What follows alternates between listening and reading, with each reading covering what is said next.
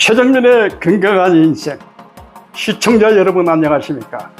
오늘은 시청자 여러분들의 건강을 기원하며 골다공증에 대한 얘기를 함께 나눠보도록 하겠습니다.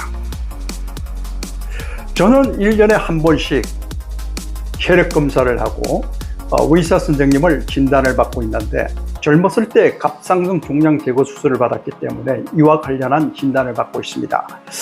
그런데 이제 갑상선 종양 제거 수술을 받게 되면 신지로이드라는 약을 늘 상복하게 되어 있습니다. 이 약을 상복하다 보면 하나의 부작용이 있는데요, 칼슘 성분이 빠져나간다고 합니다.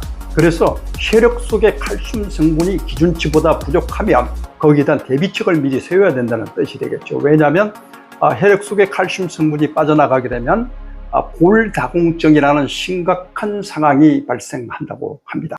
혈액 속 칼슘 성분은 참고시가 8.8 내지 10.5mg/dl인데 저 같은 경우 지난 2월 검사 결과 9.0으로 나와서 아직은 정상치를 나타내고 있습니다. 다행인 것 같습니다.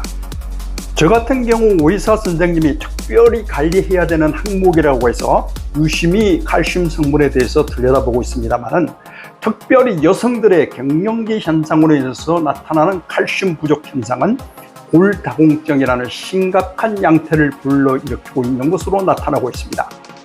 여성의 경우 갱년기가 되면 에스트로겐이라는 호르몬 감소로 인해서 필연적으로 칼슘 성분이 빠져나가게 되는데, 심한 경우 척추골절이 발생하기도 하고 인체의 여러 뼈마디가 툭 하면 골치를 내는 심각한 상황이 여기저기서 발생되는 현상을 바라보게 됩니다. 칼슘 공급이 부족해지면 바로 이런 문제가 있습니다. 천년식조로 백년살기라는 구관모 선생님의 책에서 나와 있는 부분이 되겠습니다. 혈액 내의 칼슘 농도가 기준치의 30% 이하가 되면 부갑상선 호르몬이 뺀을 녹여서 부족한 칼슘을 혈액으로 공급을 해준다고 합니다. 그럼 이 과정에서 시야나 뼈 속에 구멍이 뚫리는 정도로 뼈가 녹아내리는 그런 상황이 발생하게 되겠습니다. 그래서 결국은 뼈 속에 구멍이 생기고 약해지기 때문에 관절염이나 골다공증이 발생되는 그런 현상이 생기게 되는 것입니다. 그런데 더 큰 문제가 있다고 합니다. 그 더 큰 문제라는 것은 뼈에서 녹아나온 칼슘이 혈중 칼슘 농도를 충족시키고 남은 찌꺼기가 동맥벽에 침착이 되면 손상을 일으키고, 그 손상된 곳에 콜레스테롤이 붙으면 바로 동맥경화증이 되는 더 심각한 문제를 발생시킨다고 합니다. 서울 아산병원 홈페이지를 열어보니까 골다공증에 대해서 이렇게 설명을 하고 있습니다.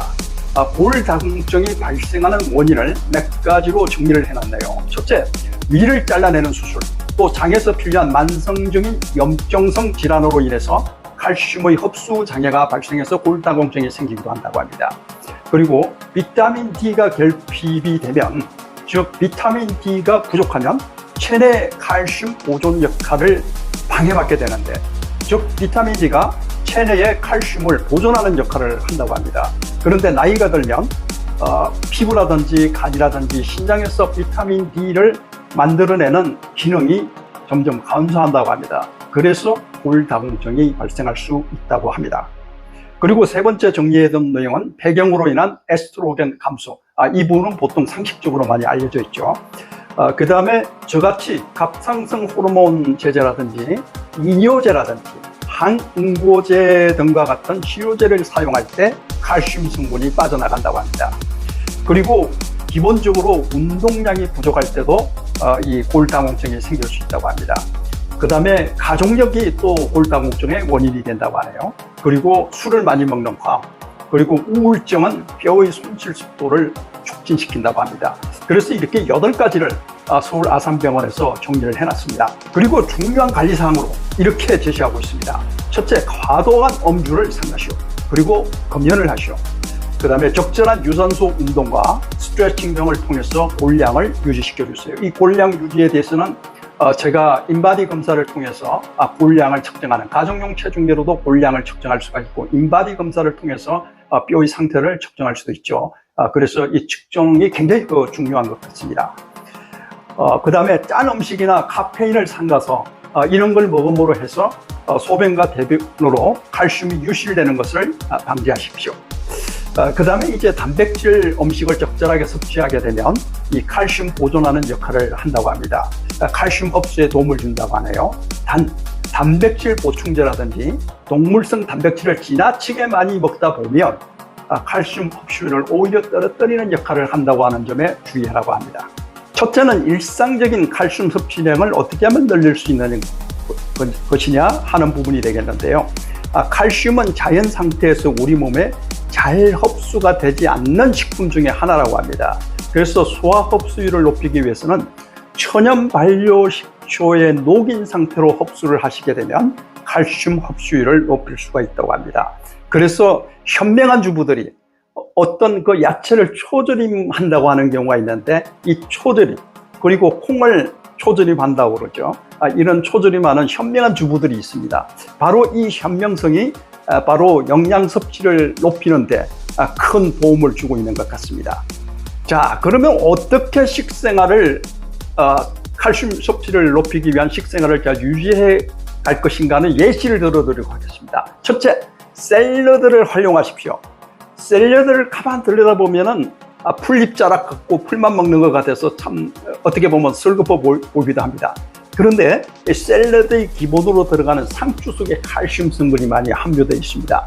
그런데 이 상추 한 장 가지고는 적정 섭취량이 되지 못합니다. 여러 장을 드셔야 되고 이것도 여러 장 드시는 것도 좋지만 여러 장 드시면서 다른 부분에서 칼슘 섭취량을 높일 수 있는 여러 가지 식물성 물질들을 섞어서 드시면 더욱 흡수율을 높일 수가 있는데 해당되는 식물들이 상추를 기본으로 해서 시금치도 있고요. 그 시금치와 같은 녹색잎 채소가 되겠습니다. 그 다음에 견과류를 같이 드시면 좋습니다. 그 다음에 브로콜리가 또 칼슘 성분이 굉장히 많다고 합니다. 이런 것들을 섞어서 샐러드를 만드시는데 샐러드를 만드시게 되면 무엇을 같이 섞는다?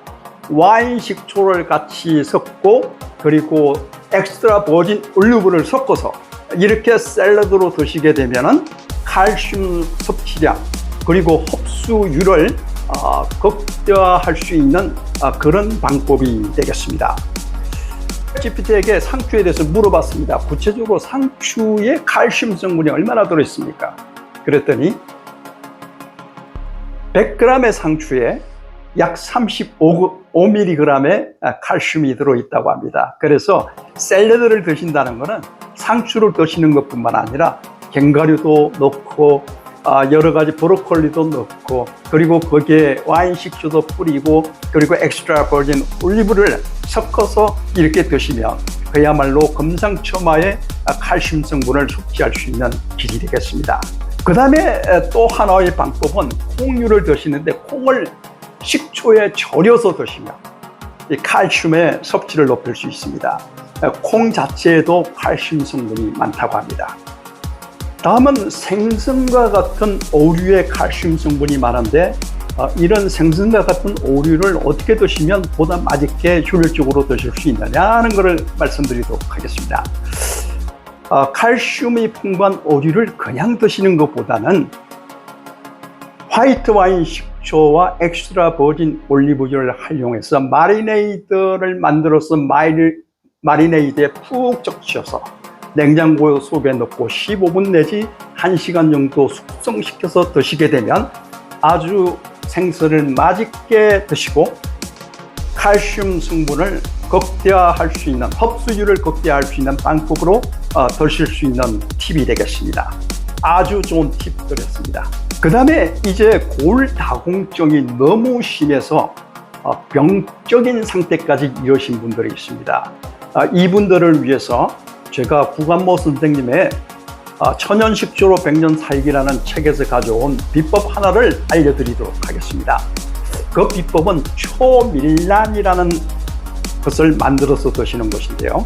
이 초밀란은 그야말로 초밀란 속에 들어가 있는 칼슘을 극대화시키고 이 칼슘이 체내에서 흡수가 극대화될 수 있도록 해서 이 칼슘 성분이 인체에 많이 유입될 수 있도록 하는 방식의 일종의 뭐 약은 아닙니다만은 특효적 비법으로 전수를 해주고 있습니다. 바로 이 구간모 선생님의 책에서 구체적인 레시피가 있는데, 제가 이 레시피까지 공개하는 것은 어떻게 보면 저작권 위반의 저작권 침해도 될 수 있는 것 같아서 제가 여기서 레시피까지 공개하는 것은 삼가도록 하고, 여러분들께 천년식초로 백년 살기라는 구간모 선생님 북일 출판사 이 책을 어떻게 구해서 한번 살펴보시면, 목차를 쭉 읽어보시면 골다공증 부분이 나오고 초밀란 제조 방법이라는 것이 별도로 나오고 있습니다. 그러면 이 초밀란 제조 방법을 별도로 책을 보고 익혀서 가정에서 직접 만들어서 음용 방법까지 나와 있습니다. 그 음용 방법까지 제시된 대로 이렇게 드시면 심각한 상태에 있는 골다공증 환자들에게 큰 희망과 소망이 되리라고 봅니다. 간추려서 설명을 해드리면 초밀란은 현미 천연 발효식초인 현미식초에다가 유정란, 마당에서 놓아서 키운 닭에서 나온 유정란을 잘 씻어서 껍질채로 현미 발효식초에 녹이는 것이 되겠습니다. 그리고 거기에 꿀을 타고 화분을 섞어서 칼슘 성분이 극대화되고 또 체내 흡수율을 극대화시킬 수 있는 그런 비책이기 때문에 일종의 하나의 물질과 또 다른 물질들을 섞어서 시너지 효과를 극대화시키는 비법을 구간모 선생님이 창안을 해낸 것 같습니다. 제가 보기에 많은 도움이 될 것 같아요. 한번 그야말로 골다공증에 일반적으로 약이 없다고 하는데 그 없는 약 가운데 이렇게 민간 비법이 있다면 한번 활용해 보시는 것이 어떨까 조심스럽게 한번 제언을 해봅니다. 오늘 방송이 골다공증으로 고생하시는 분들에게 소중한 희망과 소망이 되는 그런 바람을 가지고 방송을 진행했습니다. 제가 우연히 읽게 된 천년식초로 백년 살기라는 구간모 선생님의 책에서 많은 것을 얻고 방송을 통하여 시청자 여러분들과 함께 공유할 수 있는 것이 얼마나 감사한지 모릅니다. 시청자 여러분, 건강하시기 바랍니다. 최정민의 건강한 인생이 여러분들을 응원합니다. 오늘도 여러분들 감사합니다 인사를 전하며 방송을 맺겠습니다. 감사합니다.